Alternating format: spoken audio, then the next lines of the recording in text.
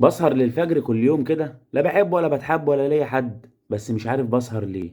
بقعد اكل في عسل وتدور في دماغي اسئله غريبه. سؤال النهارده داير في دماغي من الساعه 12. هو عمر جابر بيلعب كوره ليه؟ مش عارف. طب من يوم ما لعب كوره عمل ايه؟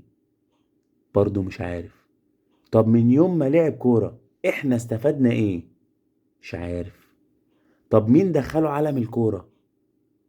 مش عارف. طب ليه ما طلعش كول سنتر؟ والله ما عارف. طب ليه ما طلعش مندوب وعنده تارجت مثلا؟ مش عارف. طب ايه اللي يفرقه عن الناس دي؟ المصحف ما عارف. طب من يوم ما لعب كورة بقى اتعلم ايه؟ مش عارف. طب لحد امتى هيفضل يلعب كورة؟